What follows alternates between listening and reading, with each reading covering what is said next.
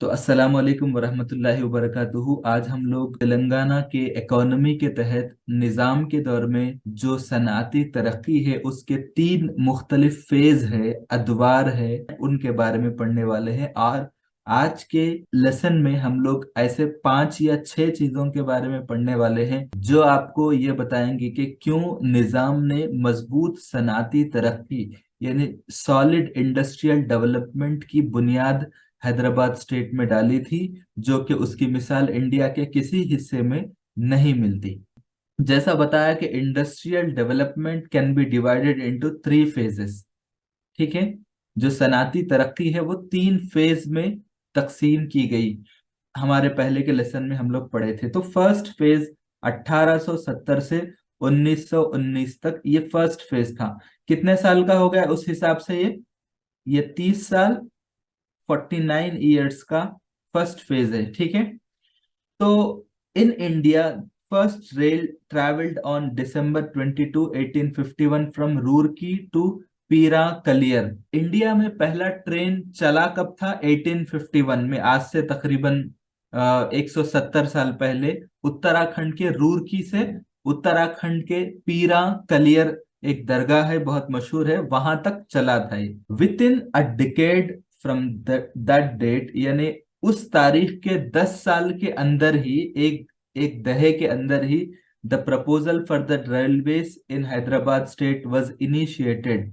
Hyderabad state में भी railways के लिए पहल की कोशिश की गई। ये बात पेशकश की गई, इस बात की पेशकश पेशकश की गई कि हैदराबाद स्टेट में भी रेलवेज को कायम किया जाए। तो कितना फास्ट है देखिए कि इंडिया में शुरू हुआ और 10 साल के अंदर अंदर पूरा प्रपोजल बन गया कि क्या क्या होना है, कैसा कैसा ट्रेन चलना है, कौन पैसा लगाएगा, कैसा चलेगा, कैसा लोगों से पैसा लेंगे, पूरा प्रपोजल तैयार हो गया। इन 1857 telegraph system was introduced in Hyderabad state. अब मालूम होना चाहिए टेलीग्राफ सिस्टम, आप समझते ना कि इलेक्ट्रॉनिक के जो वेव्स रहते, जो इलेक्ट्रिकल इंजीनियरिंग की टेक्नोलॉजी है, कि पहले के दौर में जो है करंट के तारों से, बरकी तारों के जरिए एक कम्युनिकेशन सिस्टम होता था जहां से तेजी के साथ पैगाम पहुंचाते थे। तो ये दुनिया भर में 1840s में शुरू हुआ था, और 1840s में शुरू हुआ, और हैदराबाद स्टेट में कब आया है? 1872, सॉरी 1857 में, यानी 15-17 साल में ही टेलीग्राफ सिस्टम यूके से जो है हैदराबाद आ गया था। मतलब यूनाइटेड किंगडम में शायद शुरू हुआ था वो, जो ब्रिटिश वगैरह का था वो। तो वहां से ये 15-17 सालों में हैदराबाद स्टेट आ गया। पोस्टल डिपार्टमेंट 1872 में कायम हो गया। ठीक है। अब आप देखिए तरक्की कैसा कैसा शुरू हो रही। पहले रेलवेज का प्रपोजल शुरू कर दिए, फिर कम्युनिकेशन जो है जरूरी है ना। आप अगर बिजनेस करते तो आपको मालूम होता कि व्हाट्सएप कितना अहम है आपके लिए। तो उस दौर में टेलीग्राफ कितना अहम है। इसी तरह हर किसी के पास टेलीग्राफ सिस्टम नहीं रहता, वो एक मखसूस आला रहता, आपको मालूम होना चाहिए। तो हर कोई अफोर्ड नहीं कर सकता। इसी तरह पोस्टल डिपार्टमेंट 1872 में कायम कर दिए। फिर उसके बाद हैदराबाद उसी साल में 1872 तक प्रपोजल कब पेश किए थे? 1860s में। और 72 आते आते क्या हुआ? Hyderabad city and all other district headquarters were linked with railway transport. तो यानी 10-15 सालों के अंदर हैदराबाद शहर और हर डिस्ट्रिक्ट के हेडक्वार्टर में रेलवे स्टेशन कायम हो गया और पूरा एक रेलवे लिंक बना दिया गया। तो आप देख रहे हैं कितना फास्ट है हैदराबाद स्टेट की तरक्की उस दौर में। इन 1899 और एक 20 साल, 15 साल, 20 साल में Godavari valley railway line of 386 miles were established in the Hyderabad state. तो हैदराबाद स्टेट में क्या हो गया? Godavari valley railway line. तो मालूम होना चाहिए, गोदावरी वैली रेलवे लाइन बोले तो इसका मतलब यह है कि आदिल आपके करीम नगर, निजामाबाद और आदिलाबाद का बाज हिस्सा, जहां जहां गोदावरी नदी होते हुए गुजरती नॉर्थन तेलंगाना में, वो पूरा हैदराबाद तक, यानी कि आप आदिलाबाद, करीम नगर और से होते हुए हैदराबाद तक क्या हो गया? रेलवे लाइन कायम हो गया। और हत्ता के हर डिस्ट्रिक्ट के क्वार्टर से रेलवे लाइन को जोड़ दिया गया। ठीक है। By the world war one, world war मतलब पहले जंगे अजीम तक Hyderabad city was connected with 4 corners of the state. चारों तरफ से, मतलब रियासत के चारों कॉर्नर से, जवानिब से क्या हो गया, हैदराबाद सिटी का मतलब जोड़ दिया गया रेलवे लाइन से। कैसे जोड़ा गया? With 3 broad gauge lines and 3 metre gauge lines. अब आपको मालूम होना चाहिए रेलवे की पटरी के तकसीम होती। एक क्या होता, ब्रॉड गेज लाइन रहता, और दूसरा क्या रहता, मीटर गेज लाइन रहता, और एक नैरो गेज लाइन रहता। तो अभी इंडिया में इस वक्त सबसे ज्यादा जो लाइन है वो ब्रॉड गेज लाइन है। जैसा बड़ी पटरी बोलते हैं ना, बड़ी पटरी छोटी पटरी, आप समझते हैं ना, सुने होंगे ना कभी आप, बड़ी पटरी छोटी पटरी। तो इस वक्त ब्रॉड गेज लाइन इस वक्त ज्यादा है। आपको अब मैं अभी इंडियन रेलवेज की वेबसाइट में चेक किया था, I will show you. Broad gauge line कितने किलोमीटर्स पे है? 86,526 किलोमीटर है। और मीटर गेज कितना है? 18,000 है, यानी। और नैरो गेज और छोटी पटरी वाले जो है वो 3,000 है। तो यानी कि मालूम ही होगा कि ब्रॉड गेज लाइन ज्यादा इस्तेमाल होता है। ठीक है, ये इंडियन रेलवेज की ऑफिशियल वेबसाइट से आप लोगों को मैं नंबर्स बता रहा हूँ। ठीक है, तो बड़ी पटरी छोटी पटरी दोनों रहते हैं। तो 356 52 मील्स का ब्रॉडगेज लाइन भी बनाए, फिर जो है 620 माइल्स का जो है मीटर गेज लाइंस भी कायम कर दिए थे। तो आपको लग रहा ना कि हैदराबाद स्टेट में तरक्की बहुत ही फास्ट तरीके से हुई या नहीं हुई?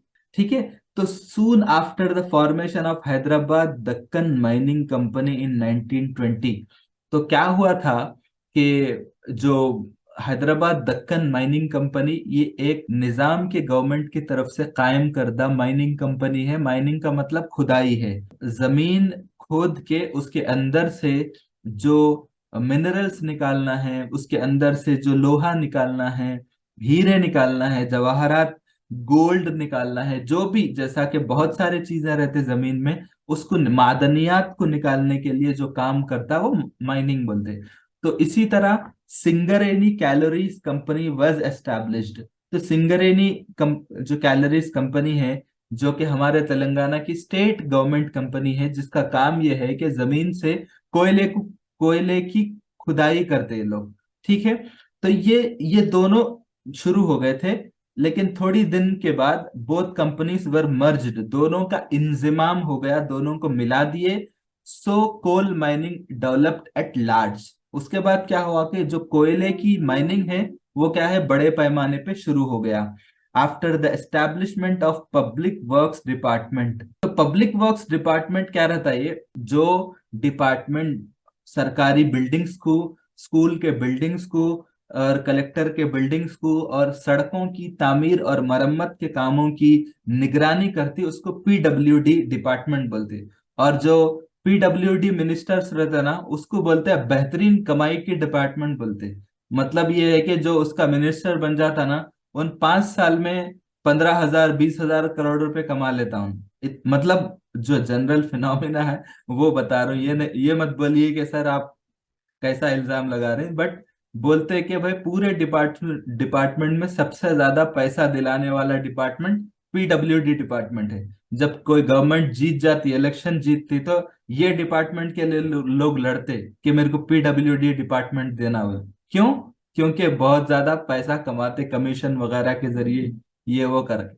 अभी तेलंगाना में एक एक उसको पीडब्ल्यूडी नहीं बोलते, इसको रोड्स एंड बिल्डिंग्स ऐसा बोल के। कौन है हमारे मिनिस्टर्स रोड्स एंड बिल्डिंग्स? कोई बता सकते? टाइप करके बताइए, जो डिस्टर्ब करना नहीं चाह रहे, लेकिन बताइए कौन है हरीश। रोड्स एंड बिल्डिंग्स के मिनिस्टर? तो उनका नाम है वेमुला प्रशांत रेड्डी, मालूम होना चाहिए आप लोगों को। ठीक है, इसी पीडब्ल्यूडी डिपार्टमेंट के बाद जो है irrigation facilities developed rapid regularly. तो पहले क्या होता था कि रोड बनाने का, बिल्डिंग बनाने का और इरिगेशन का पहले पीडब्ल्यूडी डिपार्टमेंट उस दौर में होता था। अभी इरिगेशन एक बाजाब्ता अलग है, क्योंकि उसको अहमियत देना खास तौर पे, बल्कि बाजाब्ता उसका एक अलग डिपार्टमेंट बना दिए। Due to irrigation and Godavari valley railway line, एक तो इरिगेशन की मतलब आबपाशी का काम हो रहा था, और गोदावरी वैली रेलवे लाइन बन गया। तो जब पानी भी बढ़ गया और ट्रांसपोर्टेशन की सहूलत भी बढ़ गई, तो क्या हुआ, oil seed production picked up rapidly. तो जो तेल के जो बीज रहते, उसका प्रोडक्शन जो है बहुत ज्यादा, उसकी पैदावार बहुत ज्यादा तेजी से बढ़ती गई। तो आपको एक चीज बता देता हूँ कि जैसा रेलवे है या सड़क है, उसको बोलते तरक्की की शाहराह, हाईवे ऑफ डेवलपमेंट। ये, अगर कोई गांव में हाईवे बनाए तो इसका मतलब ये नहीं कि वहां से सिर्फ कारां जाते, बल्कि वहां पर उसकी तरक्की, उस गांव की तरक्की बहुत तेजी के साथ होती। हैदराबाद की तरक्की एक लेवल में थी, लेकिन जब आउटर रिंग रोड बनाए तो उसकी तरक्की बहुत ज्यादा बढ़ गई। सेम हैदराबाद के अत्तापुर में, जब तक वो फ्लाईओवर नहीं बना तो एक अलग मंजर था, लेकिन जब फ्लाईओवर बन गया तो अत्तापुर, राजेंद्र नगर, नए नए इलाके बन गए। तो जब कोई सड़क बनता, हम लोग एक गवर्नमेंट ऑफिशियल बनने वाले हैं, हम उसकी तैयारी करें, तो हम लोगों को मालूम होना चाहिए कि जब कोई सड़क बनती, जब कोई काम होता, जब कोई हाईवे बनता, जब कोई इरिगेशन की फैसिलिटी बढ़ती, या कोई ट्रेन, एक नया नया रूट देते ट्रेन का, या नई रेलवे लाइन बिछाते, तो वहां पर एक डेवलपमेंट का नया फेज शुरू होता।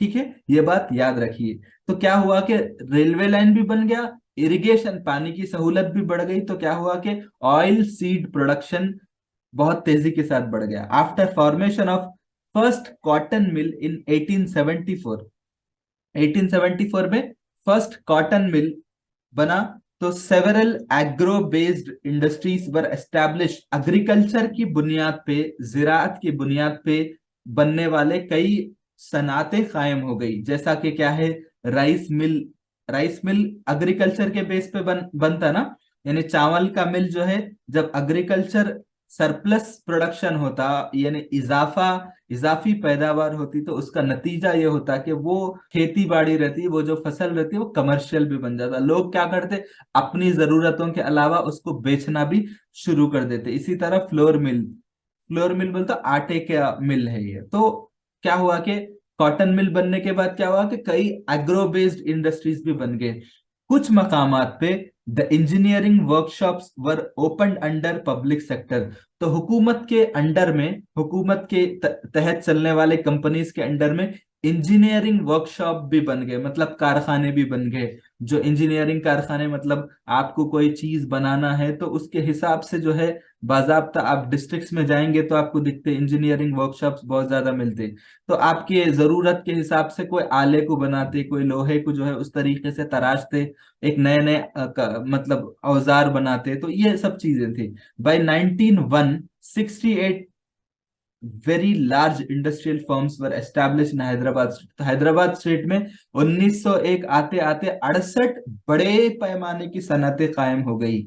And this number increased 330 by 1920। तो और 20 साल आते आते क्या हुआ कि इसकी तादाद 68 से बढ़ के 330 हो गई। अमंग दीज इंडस्ट्रीज, इन सनतों में most of them were agro based industries. तो इनमें क्या है, अक्सरियत जो है एग्रीकल्चर के बेस पे बनने वाली सनातें और इंडस्ट्रीज थी। ठीक है, आई होप ये सारी चीजें क्लियर है।